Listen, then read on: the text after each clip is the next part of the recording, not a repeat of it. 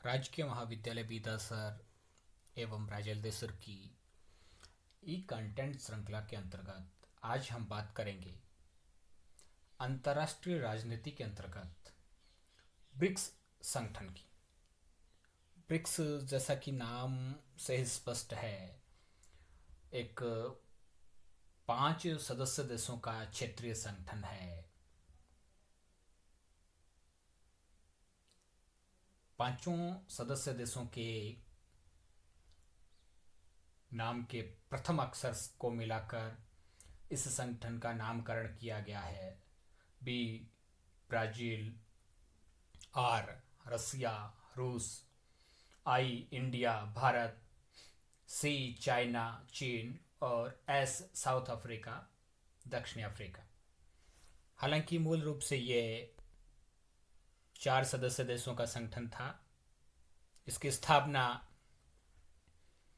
के लिए सर्वप्रथम वर्ष 2006 में औपचारिक मुलाकात हुई इन सदस्य देशों के विदेश मंत्रियों के मध्य। उसके बाद में इनका पहला शिखर सम्मेलन वर्ष 2009 में येक्टेनबर्ग रूस में आयोजित किया गया, जिसमें 4 सदस्य देशों ने भाग लिया। और उस समय तक ब्रिक्स की सदस्य संख्या भी 4 थी और नाम भी BRIC था, ब्राजील, रसिया, इंडिया और चाइना। वर्ष 2011 में इसके अंदर 5वां सदस्य दक्षिण अफ्रीका शामिल हुआ और इससे इसके नाम में एस और जुड़ गया और BRIC के साथ एस मिलने से BRICS 5 सदस्य देशों का संगठन बन गया। जैसा कि आप स्लाइड में देख पा रहे हैं, 500 सदस्य देशों का झंडा इसमें दर्शाया गया है। ब्राज़ील, उसके बाद में रूस, उसके बाद में इंडिया, चाइना और सबसे लास्ट में है दक्षिण अफ्रीका। इसके बाद में अगर इसके हम संगठनात्मक ढांचे की बात करें तो जैसा कि हम जान ही चुके हैं कि प्रथम शिखर सम्मेलन इसका वर्ष 2009 में आयोजित किया गया रूस के येक्टेनबर्ग में। उसके बाद प्रति वर्ष इसका एक शिखर सम्मेलन आयोजित किया जाता है और तब से लेकर अब तक इसके 12 शिखर सम्मेलन आयोजित किए जा चुके हैं। इस वर्ष यानी वर्ष 2020 में इसका शिखर सम्मेलन रूस में आयोजित किया जाना था, लेकिन कोरोना महामारी के कारण चूंकि आवागमन बंद था तो अंत में इसका वर्चुअल तरीके से शिखर सम्मेलन आयोजित किया गया, जिसका मेजबान, जिसका अध्यक्ष रूस को ही बनाया गया। ये 12वां शिखर सम्मेलन था। इससे पूर्व ब्राजील में 2019 में 11वां शिखर सम्मेलन ब्राजीलिया में आयोजित किया गया। अब हम बात करते हैं ब्रिक्स की जो मुख्य मुख्य महत्वपूर्ण बातें हैं। ये 5 सदस्य देशों का संगठन है। शुरू में ही इसमें 4 सदस्य। वर्ष 2011 में इसका 5वां सदस्य बना दक्षिण अफ्रीका। तब से लेकर वर्तमान तक ये 5 सदस्य संगठन है।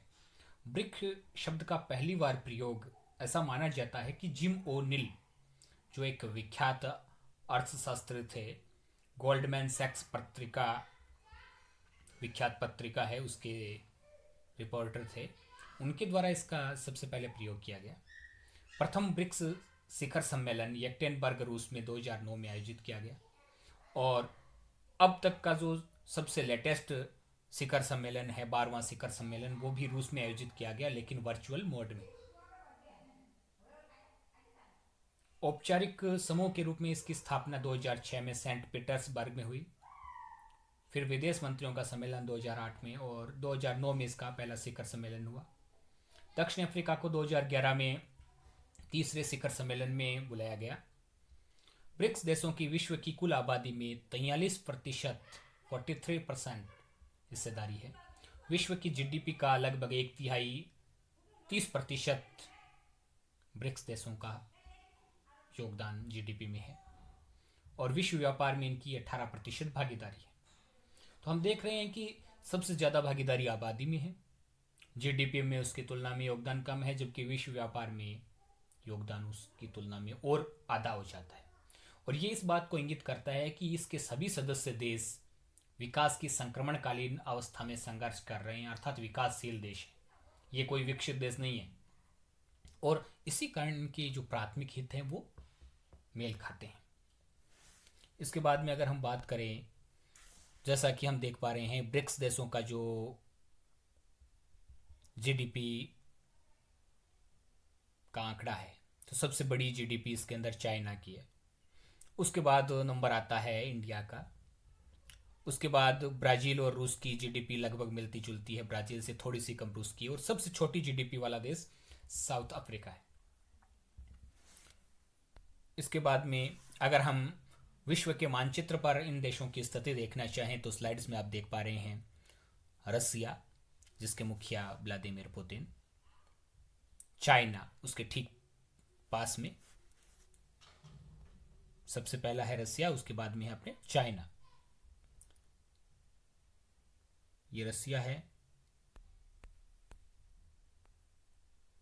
इसके बाद में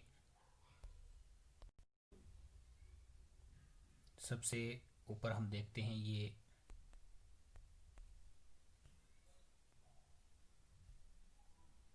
रसिया, 2 नंबर पे चाइना, उसके बाद में इंडिया 3 नंबर पे, उसके बाद में ये दक्षिण अफ्रीका है और ये ब्राज़ील है। इस तरह से ये पांचों सदस्य विश्व के मुख्य तौर पे हम कह सकते हैं 4 महाद्वीपों से जुड़े हुए हैं, एशिया, यूरोप, दक्षिण अफ्रीका और जो दक्षिण अमेरिका है, और उसके अलावा अफ्रीका। उसके बाद में अगर हम बात करें तो अब तक जो शिखर सम्मेलन आयोजित किए गए हैं उनकी लिस्ट भी हम देख लेते हैं। यekaterinburg रूस में पहला शिखर सम्मेलन 2009 में, उस समय ये ब्रिक्स नहीं था, 4 ही सदस्य थे। ब्राज़ील में दूसरा शिखर सम्मेलन ब्रिक के रूप में 4 सदस्य 2010 में। तीसरा शिखर सम्मेलन सान्या चीन में 2011 में। इसकी खास बात यह थी कि इस समय संगठन में नया सदस्य इसमें जुड़ा और 5 सदस्य संगठन बन गया। फिर चौथा शिखर सम्मेलन नई दिल्ली भारत 2012 में। डरबन दक्षिण अफ्रीका में 5वां शिखर सम्मेलन 2013 में। फोर्टालेजा ब्राज़ील में 6ठा शिखर सम्मेलन 2014 में। उफा रूस 7वां शिखर सम्मेलन 2015 में। बेनोलिम गोवा भारत 8वां शिखर सम्मेलन 2016 में। शियामेन चीन 9वां शिखर सम्मेलन 2017 में। जोहान्सबर्ग दक्षिण अफ्रीका 10वां शिखर सम्मेलन 2018 में। ब्राज़ील 11वां शिखर सम्मेलन 2019 में। सेंट पीटर्सबर्ग रूस 12वां शिखर सम्मेलन 2020 में प्रस्तावित था, बाद में वर्चुअल मोड में आयोजित किया गया, इस कारण से इसका कोई आयोजन स्थल नहीं लिखा जा सकता। और आगामी 13वां शिखर सम्मेलन भारत में 2021 में प्रस्तावित है। इसके साथ साथ हम देखते हैं कि ब्रिक्स देशों का जो विश्व के अंदर योगदान है ये हम देख ही चुके हैं, इस स्लाइड्स में भी आप देख पा रहे होंगे। इसके अलावा जो मुख्य इंडिकेटर हैं उनके अंदर भी हम देखते हैं कि कहीं ना कहीं चाइना सबसे बड़ी कंट्री के रूप में है, जबकि दक्षिण अफ्रीका इसके सबसे हम कह सकते हैं छोटे भाई के रूप में है। विश्व की 46% वर्कफोर्स जो श्रमिक वर्ग हैं वो इन 5 देशों से है। 42% जनसंख्या। इसके अलावा आगे हम चलें तो हम देखेंगे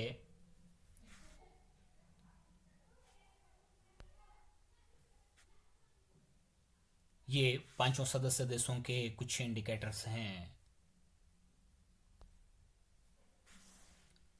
वर्तमान में ये 5 ही देश चूंकि विकासशील देश हैं, तो जो कोरोना के बाद में अर्थव्यवस्था की स्थिति स्लो डाउन की है, नेगेटिव ग्रोथ हो रही है, तो 5 ही देश इससे पीड़ित हैं। 2020 में इंडिया की जीडीपी के अंदर 10% तक की गिरावट संभावित बताई जा रही है। ब्राज़ील को इससे 6% तक नुकसान की संभावना है, रूस को 4% और साउथ अफ्रीका को 8% नुकसान। हालांकि चाइना एकमात्र ऐसा देश है, हालांकि न केवल ब्रिक्स देशों में बल्कि पूरे विश्व भर में, जिसकी अर्थव्यवस्था माइनस में, नेगेटिव ग्रोथ में नहीं जा रही है, बल्कि 2% प्लस ग्रोथ इसकी दिखाई दे रही है। आगामी वित्तीय वर्ष 2021 में सबसे ज़्यादा ग्रोथ रेट इंडिया और चाइना की रहने की संभावना है ब्रिक्स देशों में। इसके बाद में बाकी तीनों ही देशों की ग्रोथ रेट लगभग 3% के इर्द गिर्द बताई जा रही है।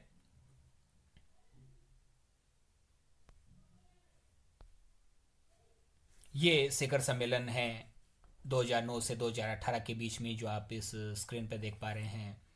इसके अलावा 12वां शिखर सम्मेलन, जैसा कि हम बात कर चुके हैं, रूस में वर्चुअल तरीके से हुआ। 13वां शिखर सम्मेलन भारत में प्रस्तावित है। अब बात करते हैं अपने NDB, new development bank. BRICS देशों का जो सबसे बड़ा, हम कह सकते हैं, योगदान अब तक का, जो पिछले 12 वर्षों का सार है, वो न्यू डेवलपमेंट बैंक की स्थापना के रूप में सामने आया है। 15 जुलाई 2014 को फोर्टालेजा शिखर सम्मेलन ब्राजील, इसमें इसकी घोषणा की गई थी। छठा शिखर सम्मेलन था। इसका मुख्यालय संघाई चीन में है। इसने अपना काम 2015 में शुरू किया। स्क्रीन में भी आप देख पा रहे हैं। इसके पहले अध्यक्ष केवी कामत थे। वर्तमान में इसके अध्यक्ष मार्कस ट्राइजो ब्राजील से है। इसका जो पूंजी कोष है वो $100 अरब का है, जिसमें 5 सदस्य देशों में से प्रत्येक के द्वारा $10 अरब का योगदान दिया जाएगा और प्रत्येक सदस्य के पास 20% वोटिंग शेयर होंगे। अब इसमें न्यू क्या है, तो हम देखते हैं कि जैसे विश्व बैंक, इंटरनेशनल मॉनेटरी फंड वगैरह जो अन्य वित्तीय संस्थान हैं, उनमें वोटिंग रेशियो को लेकर बड़ा भेदभाव है। जो पावरफुल देश हैं उनके पास वोटिंग रेशियो ज़्यादा है, डेवलपिंग कंट्रीज के पास कम है। जबकि ब्रिक्स का जो न्यू डेवलपमेंट बैंक है उसमें 5 सदस्यों को बराबर भाग दिया गया है। जबकि जीडीपी के अंदर या अन्य जो इंडिकेटर उनमें हमने अभी देखा कि चाइना और दक्षिण अफ्रीका के बीच में काफ़ी गैप है। सबसे बड़े भाई के रूप में जो चीन है और सबसे छोटे भाई के रूप में दक्षिण अफ्रीका, उनमें काफ़ी गैप है। लेकिन न्यू डेवलपमेंट बैंक में 5 ही सदस्यों को बराबरी का हिस्सा दिया गया है। न्यू डेवलपमेंट बैंक है वो क्लीन एनर्जी, शहरी विकास, ट्रांसपोर्ट, इरिगेशन, सोशल डेवलपमेंट, इनके लिए अपने फंड का यूज़ करते हैं। विभिन्न जो इन क्षेत्रों की परियोजनाएं होती है उनमें ये वित्त पोषण करते हैं। ब्रिक्स के गठन से पहले वर्ष 2002 में रिक का गठन भी किया गया था, RIC, Russia, India, China group. Dreaming with BRICS the foot 2050, ये रिपोर्ट जिम ओनिल के द्वारा 2001 में प्रस्तुत की गई थी। इसी रिपोर्ट में सबसे पहले BRIC ब्रिक की कल्पना की गई थी। तो इस तरह से हमने ब्रिक देशों के बारे में देखा। आगामी लेक्चर में हम और भी अन्य अंतर्राष्ट्रीय संगठनों के बारे में बात करते रहेंगे।